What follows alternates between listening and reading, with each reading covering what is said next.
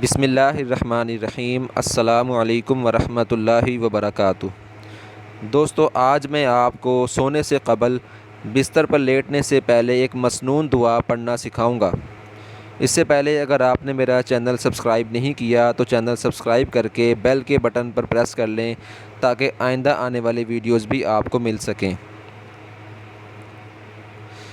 حضرت ابو ہریرہ رضی اللہ عنہ سے روایت ہے کہ رسول اللہ صلی اللہ علیہ وآلہ وسلم نے ارشاد فرمایا، جب تم میں سے کوئی شخص اپنے بستر پر لیٹے تو پہلے اپنا بستر اپنے ازار یا کسی چادر وغیرہ کے کونے سے جھاڑ لے، کیونکہ وہ نہیں جانتا کہ اس کی بے خبری میں کیا چیز اس پر آ گئی ہو۔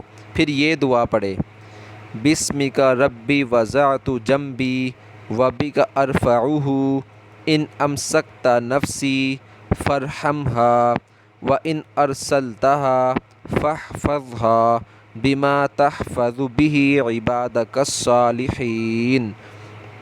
ترجمہ: اے میرے پالنے والے، تیرے نام سے میں نے اپنا پہلو رکھا ہے اور تیرے ہی نام سے اٹھاؤں گا۔